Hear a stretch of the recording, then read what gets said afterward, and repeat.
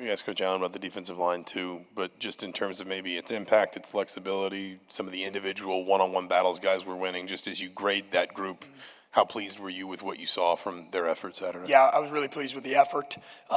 There's plenty for us to coach and clean up, as is with most opening games.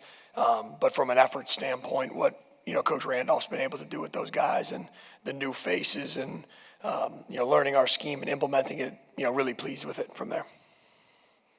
So Andre Carter was obviously disruptive that game, and he said post-game, like, he's an experienced guy, like, he's seen things before. How does that help you, that experience, just as a play caller? Yeah, it helps a lot. That's something that we talked about going to the games was, we have a lot of new faces, and some of those guys have played and some haven't played, right? So that's one of my big things in the box. I ask guys all the time, anybody have big eyes down there? What's the look in their face? And Andre definitely is a guy that, is battle tested, and I think that showed. I wanted to ask you about two guys. First was Aaron Casey. Was he the best defender on the field on Saturday? And then in Philip Dunham, how much have you seen him progress in the last 6 months and your relationship with him kind of taking over that room? Yeah. Just kind of, what have you seen from him? For sure, two guys who definitely stood out. Ace to me played fast. He's got great talent. He's shown that before, but he has a really good understanding of what we're trying to do schematically. And he's taken lead of his leadership role, and he flew around and made a ton of plays. I mean, you guys saw it. And then Philip Dunham, that play that he made, I could show you 50 times already on the practice field. So I tell guys all the time, if you do it in practice, you're going to earn the opportunity to go play meaningful snaps, and whatever you do at practice is going to show up in the game. But he's become more consistent. I mentioned that in the previous press conference, but he's become more consistent. He's matured. He's bought in. He's doing a good job. Kind of alongside Aaron, Jacob had a strong game too. I know he had that PBU in the end zone that saved a touchdown. Just what do you see from him? How do you feel like he settled into his first game here? He did a good job. Pleased with his progress throughout. Again, you have a new face who's learning a new system, so anytime it's the first live bullets, how guys are going to respond and react. And, we put a lot on his plate, and he's responded. And, yeah, you mentioned a really nice play he made in the back of the end zone. But, yeah, pleased with his progress, and I expect that every week. They moved the ball some into the red zone and into your side of the field a lot, but a lot of times their defense stepped up, forced quite a few field goals. Were you pleased with how they played in that kind of short end of the field, and what do you think they did well there? Yeah, that to me is purely mentality, and Ohio State's an explosive offense, you guys know that, and they made yards at times, but our guys were able to bow up there. You'd obviously would prefer them not to get there, right? And we had some opportunities on possession downs to stop them before that. But our mentality is, I don't care where the ball is. Give us an inch, we'll defend it, right? And it doesn't matter if it's on the one or if it's a backed up situation, right? So that's our mentality is put the ball down, whatever the situation, let's bow up. But especially there, there's a lot of pride from Coach Allen from a system standpoint of red zone, score zone defense here. And I think our guys, answered that. On Saturday, Tom mentioned how he felt fatigue kind of set in on the defense in the second half. How do you manage, getting those guys' endurance in the right place, especially if the offense isn't moving the ball much? Yeah, you control controllables.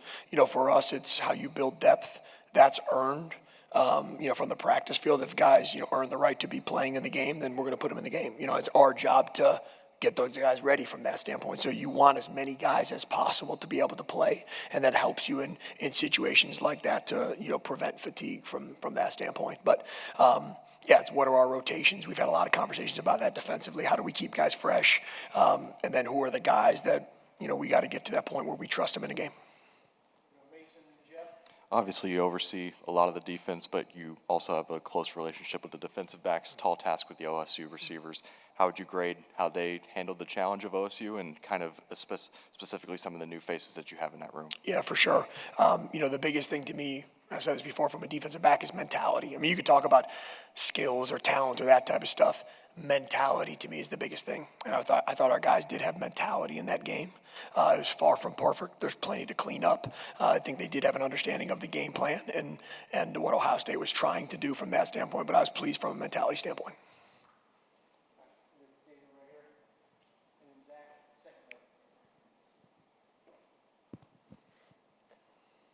I guess overall it felt like your pass rush was relatively improved as opposed to last year.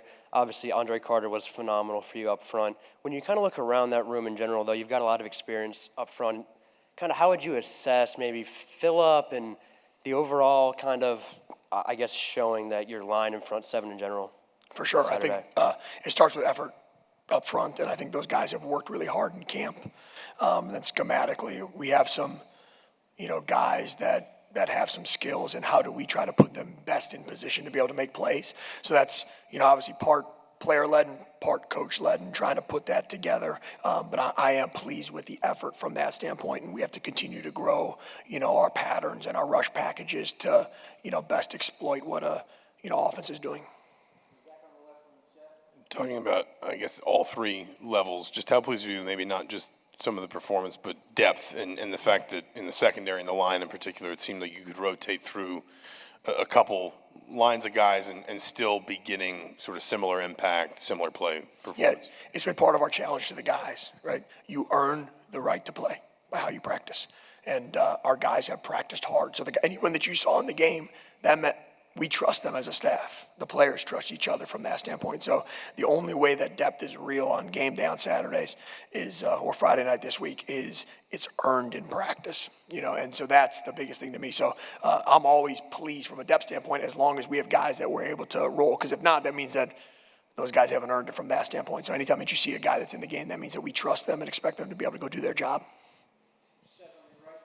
Your first game calling the defense here, just, how long did it kind of take you to start to really get a feel and feel like you were, nailing the calls there? And just how do you kind of handle the adjustments as the game went on? Yeah, it's a great question. It's the first time, that I've been part of this defensive staff from that standpoint. So we do a lot of mock games, and we do a lot of long night conversations to make sure everybody's on the same page. But I thought from an adjustment standpoint and communication, it was clean. And that's a testament to the defensive coaches who are down on the field with those guys. I thought, from that standpoint, it was good. And that's our job, just to have guys ready to play, to adjust, to have the guys believe and be able to go play hard and fast.